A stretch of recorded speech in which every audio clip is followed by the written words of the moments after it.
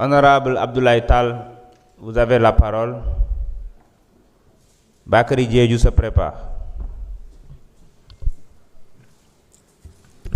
Monsieur le Président, je vous remercie.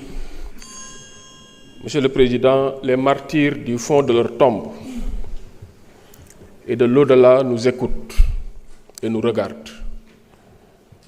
Le monde entier regarde le Sénégal et écoute sa représentation nationale. Monsieur le Président, il était une fois un régime croyant avoir une licence de vie ou de mort sur des citoyens sénégalais, se croyait tout permis. Tout à l'heure, mon collègue l'a rappelé, un député s'est mis devant cette tribune pour dire « Tous ceux qui seraient tentés de manifester seront ligotés et jetés en haute mer pour se voir dévorés par les poissons. » Il s'appelle Matar Diop. Un ancien député, dignitaire de l'ancien régime, sous les caméras et devant les projecteurs, ou devant les caméras et sous les projecteurs, avait dit « Quiconque serait tenté de manifester sera arrêté ou emprisonné ou même assassiné. » Il s'appelle Moustapha Diakhaté. Quelqu'un d'autre, s'abritant sur la casquette de communicateur traditionnel, de surcroît vendeur de dibi, avait dit, je cite, « Président dafa war di ray, dafa war di tëj ». Il s'appelle Khadim Samb. Un journaliste mercenaire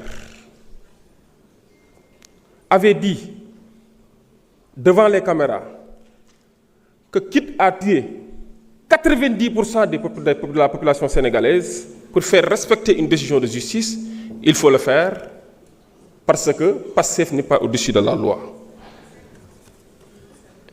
Monsieur le Président, je pense que la meilleure façon de rendre hommage aux forces de défense et de sécurité et d'apporter toute la lumière sur l'assassinat et la disparition de deux militaires, Fulbert Sambou et Didier Badji.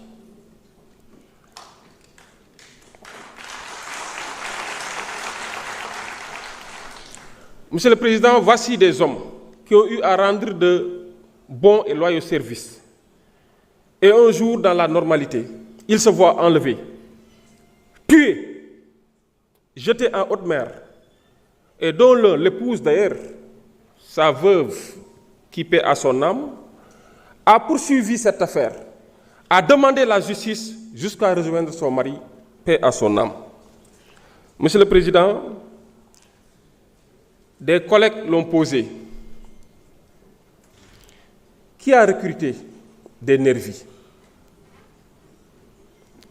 Qui les a armés? Qui a donné l'ordre de tirer à bout portant? Qui a payé après avoir demandé d'assassiner? Monsieur le Président, il faut que la lumière soit faite. J'ai le cœur qui saigne. Des larmes courent toujours. Et l'occasion est donnée devant l'histoire et devant la postérité aux familles des victimes de faire leur deuil. Parce que jusqu'ici, on n'a pas encore fait le deuil. Monsieur le Président, l'amnistie, c'est le pardon. Mais le pardon doit intervenir en dernier lieu. Avant de pardonner, mais il faut qu'on se livre à cet exercice de vérité. Qui a fait quoi? Qui a demandé à faire quoi? Et à cet exercice de justice, c'est-à-dire prononcer les sanctions idoines appropriées aux auteurs de ces assassinats, de ces enlèvements et de ces tortures. Et peut-être, à l'occasion de cette œuvre judiciaire, si les Sénégalais ne se comprennent pas, peut-être c'est l'étape de la réconciliation, avant de parler de pardon. Il n'est pas question de pardonner des faits qui ne sont pas amnistiables. Monsieur le Président, il me plaît de rappeler que ici, dans cette Assemblée, on a eu à voter une loi portant amnistie. Mais avant le vote, effectivement, le gouvernement avait, en commission, fait un exercice de démonstration du véritable esprit de la loi portant amnistie. Et quand on dit que la lettre a trahi l'esprit, Monsieur le Président, l'esprit doit rester intact. Et que nous dit l'esprit? Merci beaucoup. Merci, honorable. Honorable Bakary Diédhiou, Yungar John se prépare.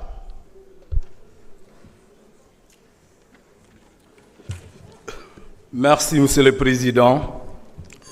Monsieur le ministre garde des Sceaux, ginnaaw bi ñu la nuyoo ñu ngi nuyu say collaborateurs. Profitons également de nuyu mes collègues honorables députés. Monsieur le ministre garde des Sceaux, man dama lay jottali li Sénégalais yi di wax sur le fonctionnement de votre département. Amaana sax dama lay fàttali loo xam ba pare la. Sénégalais yu bëri nee nañu sa liggéey département dafa yéex. Sénégalais yu bëri nee nañu Assemblée nationale jox na la liste de ses membres devant constituer la haute cour de justice.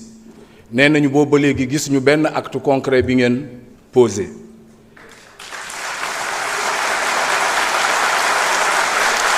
Sénégalais yi nee nañu bëri nañu ay questions yoo xamante ne qui n'ont rien à voir avec cette loi d'amnistie. Sénégalais yi ñu ngi wax le dossier relatif aux forces Covid 2019. Sénégalais yi ñu ngi wax également sur la question du Prodac. Sénégalais yi nee nañu à part mon voisin Mamina Daffé qui croupit aujourd'hui en prison, les cerveaux se pavardent encore dans les salons de la condescendance. Sénégalais yi nee nañ du yoon. Sénégalais yi nee nañu daa mel ni yéen ñemewu leen affronter les véritables questions pour lesquelles ils ont sanctionné le régime de Macky Sall. Sénégalais yi nee nañu dafa mel ni votre département fait dans le dilatoire. S'il vous plaît, honorable. S'il vous plaît, le public, arrêtez, s'il vous plaît. Arrêtez, s'il vous plaît. Allez-y, honorable.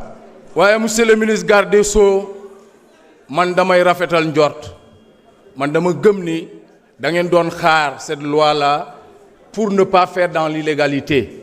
Parce que ñun ñoo wootee rupture te ñun waruñu doxalee comme ñeneen ñi.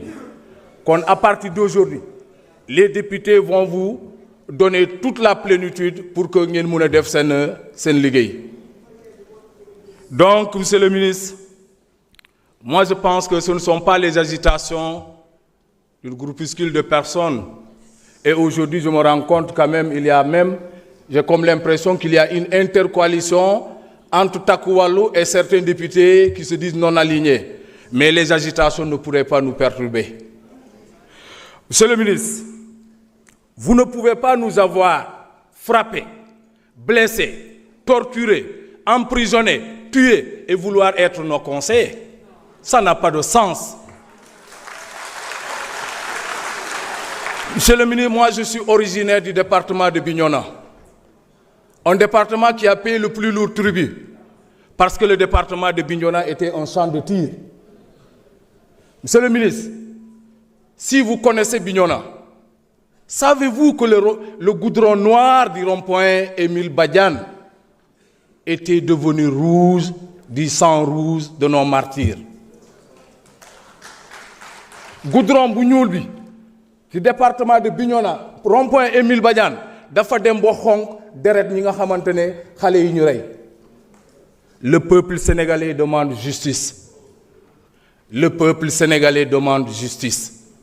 Non à l'oubli, monsieur le ministre. Monsieur le ministre, fi mooy jeexalee mooy le rapport de la Cour des comptes de 2017.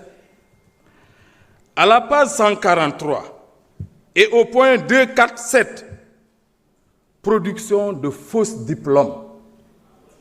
Monsieur le ministre, nous sommes des acteurs de l'éducation, des défenseurs du système éducatif sénégalais. Nous disons non à la falsification des diplômes. monsieur le ministre ci loolu am na recommandation numéro 3 boo xamante ni la Cour des comptes nee nañu ministre de la justice dafa war a topp ñi nga xamante ne ñoo falsifier les diplômes. Si vos prédécesseurs ne l'ont pas fait, nous sommes dans le cadre de la continuité de l'administration. Nous vous interpellons en tant que ministre de garde des Sceaux. Mais nous interpellons également le directeur général de la CICES. Parce qu'il y a des recommandations que la Cour des comptes avait formulées. On ne doit pas fragiliser nos pouvoirs. On ne doit pas fragiliser les institutions. Quand la Cour des comptes aujourd'hui donne des recommandations